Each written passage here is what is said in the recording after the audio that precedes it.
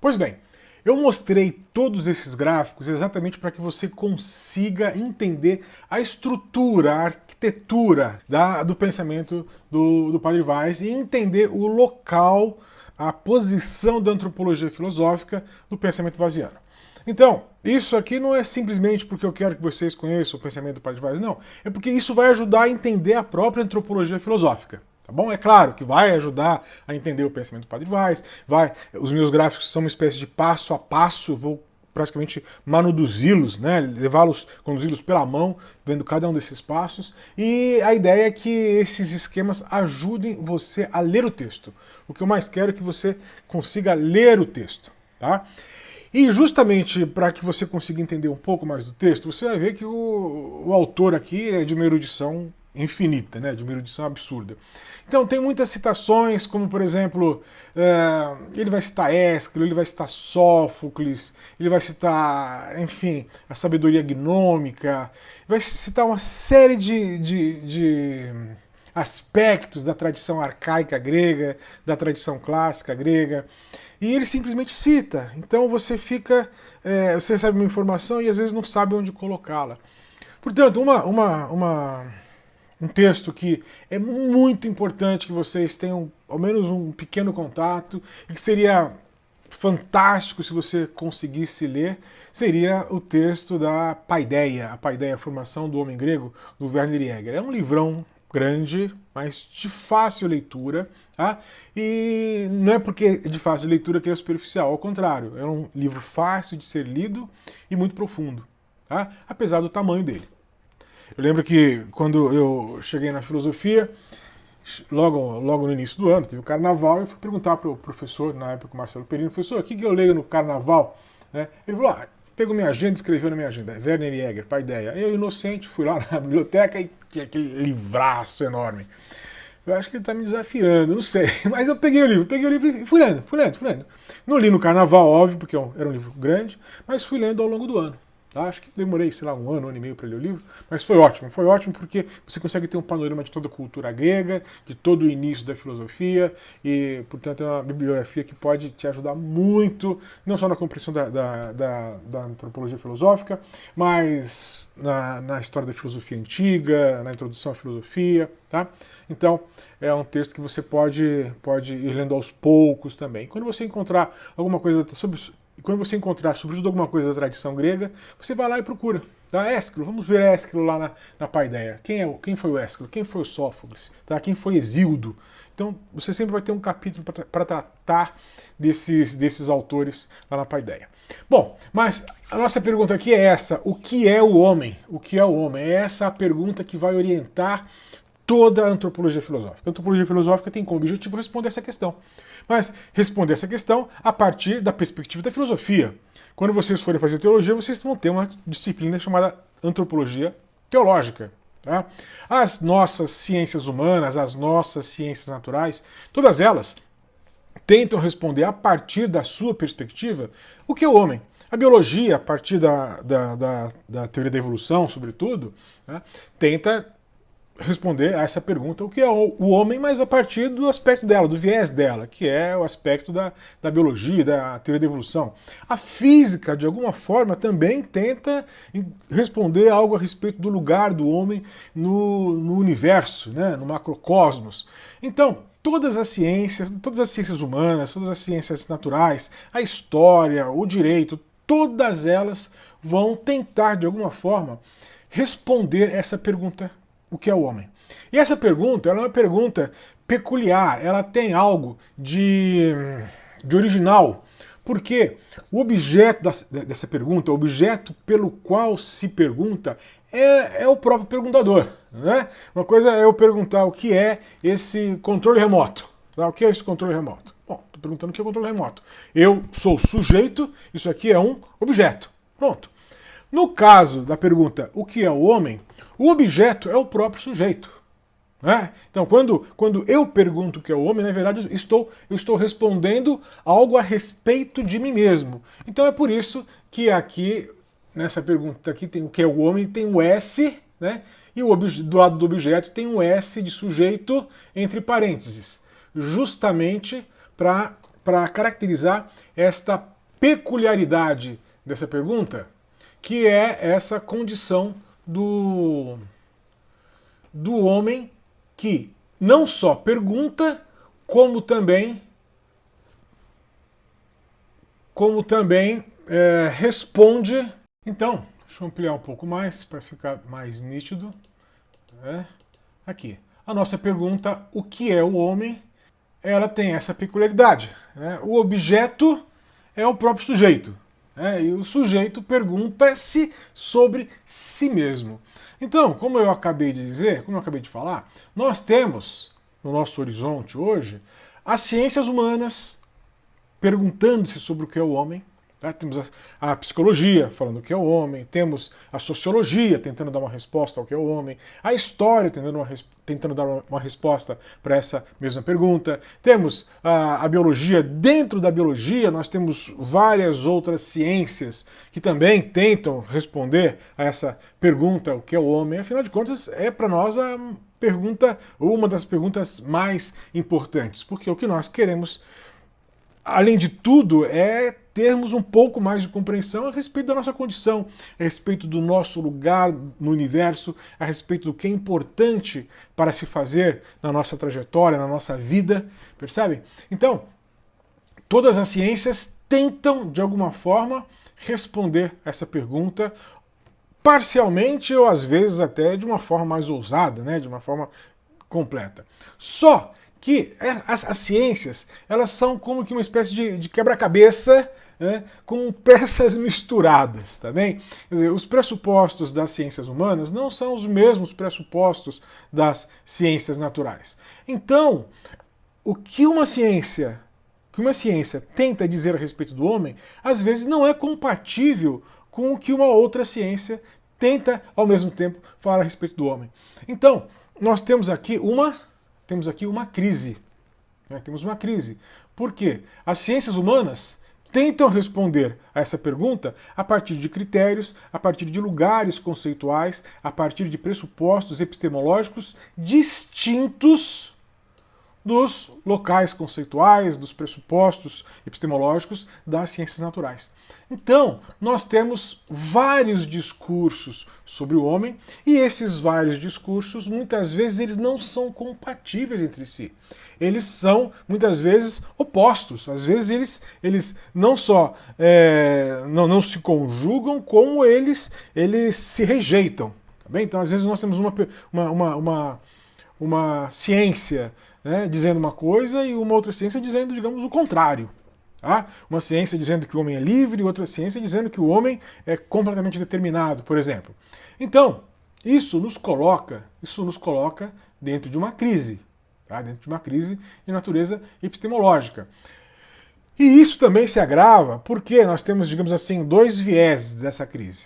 Um aspecto histórico e um aspecto metodológico. O aspecto histórico decorre do fato de que, ao longo da história do Ocidente, nós detectamos várias respostas possíveis para o homem. O que nós vamos fazer aqui agora é exatamente isso. Nós vamos ver o que se dizia a respeito do homem na Idade Antiga, depois na Idade Média, depois na Idade Moderna, depois na Idade Contemporânea. E apesar de nós utilizarmos essa divisão clássica das 4 idades da história ocidental, vocês vão ver que dentro da história antiga, dentro do primeiro momento, há várias concepções. Dentro do momento medieval, não são tantas, mas também não há uma única explicação a respeito do que é o homem. Agora, na Idade Contemporânea, nós temos várias antropologias diferentes, várias antropologias que se conflitam entre si.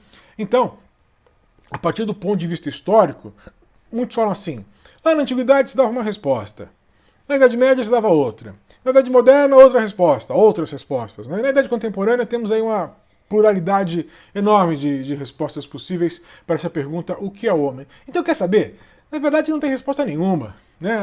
As respostas elas são construídas dentro do seu contexto histórico, e o que vale é aquela resposta na qual você se encontra. Tá bem? Então isso nos leva para um certo relativismo, e uma certa é quase que jogar a toalha. É quase que jogar a toalha.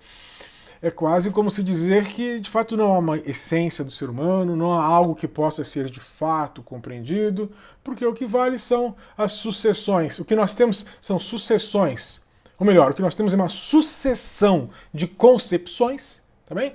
E agora nós temos nesse momento, hoje, no século XXI, nós temos uma pluralidade de versões distintas, de explicações diversas, e cada um escolhe a sua. Tá bem? Então, isso nos coloca diante de um problema, porque. Então não tem resposta? Então essa pergunta não tem resposta? Né? Então, esse aspecto histórico, né, é um dos aspectos da crise. Então, como o termo do Padre Vaz é esse entrelaçamento das diversas imagens do homem no Ocidente. E o problema metodológico, o viés metodológico, é esse que eu já disse de alguma forma. Né? A fragmentação do objeto da antropologia filosófica em várias ciências diferentes e a dificuldade para se conciliar epistemologicamente essas explicações todas.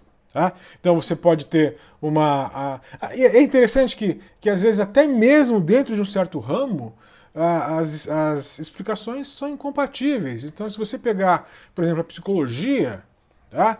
A psicanálise não é compatível com o behaviorismo e não é compatível com a psicanálise winnicottiana de um outro autor, e você tem autores que meio que se digladiam entre si, e dentro da psicologia, por exemplo, você tem explicações conflitivas, explicações que se repelem.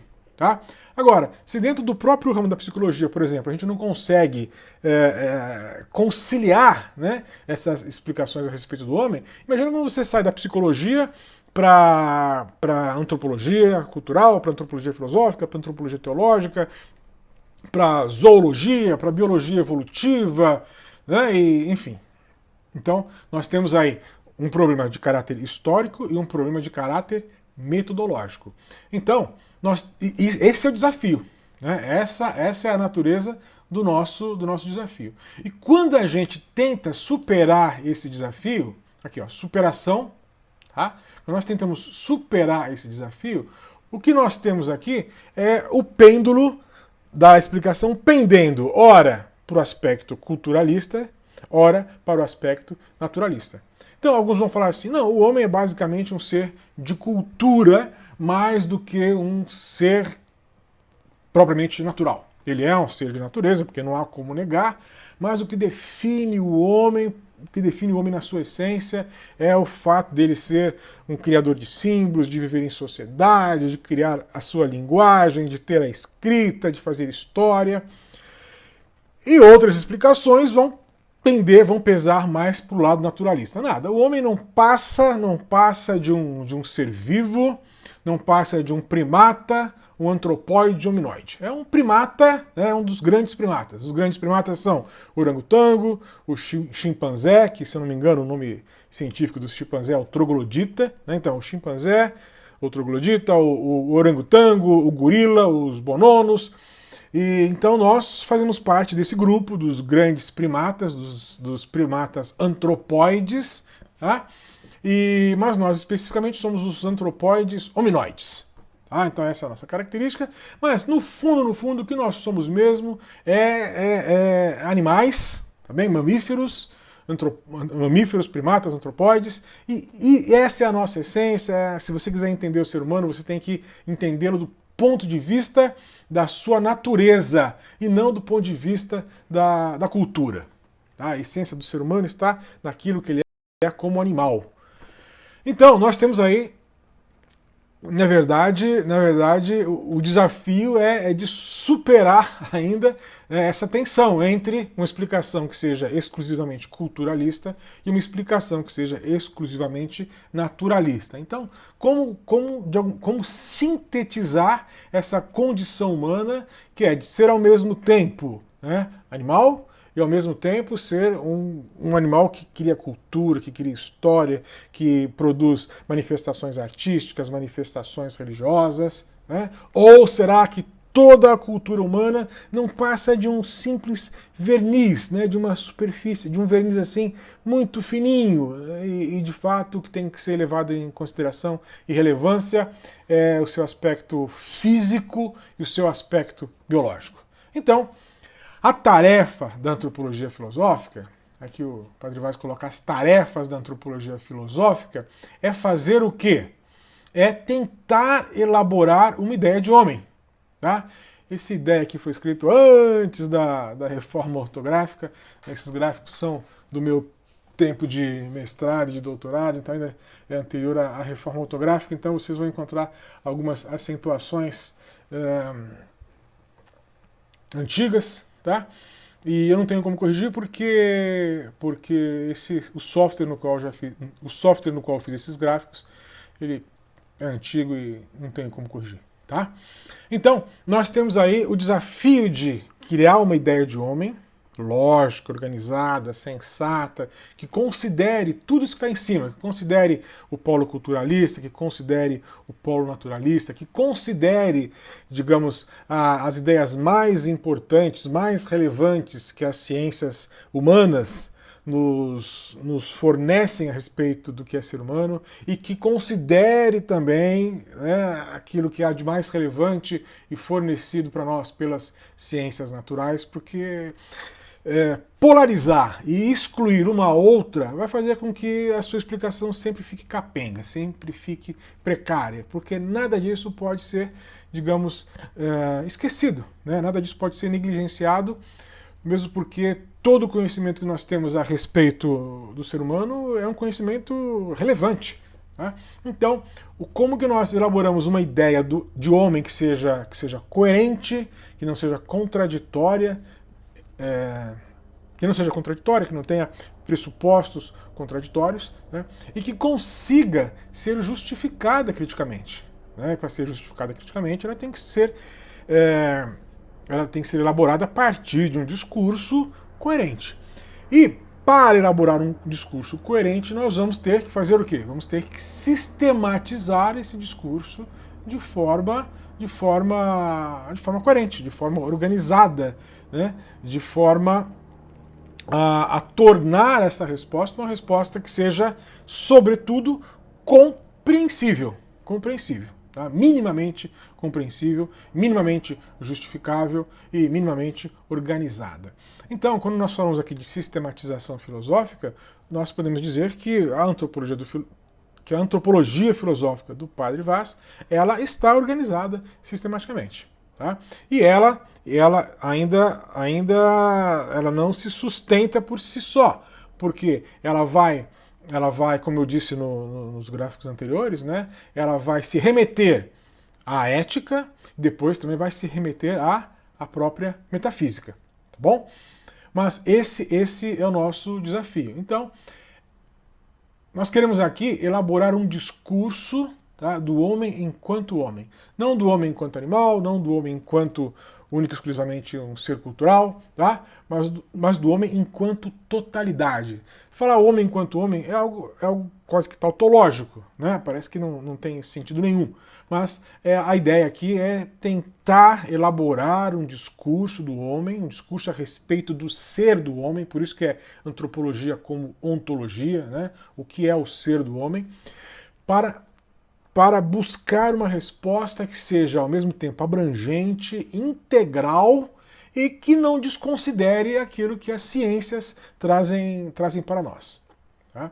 E isso tem que ser considerado, para fazer isso, nós temos que considerar 3 áreas distintas, tá? 3 domínios, 3 polos epistemológicos e sob o aspecto do método, tá? 3, digamos, métodos diferentes. Então, nós temos o domínio metacientífico, o domínio das ciências hermenêuticas e das ciências empírico-formais. O que vem a ser metacientífico? Quando nós falamos de metacientífico, nós falamos de epistemologia, né, que é o discurso da ciência sobre a ciência.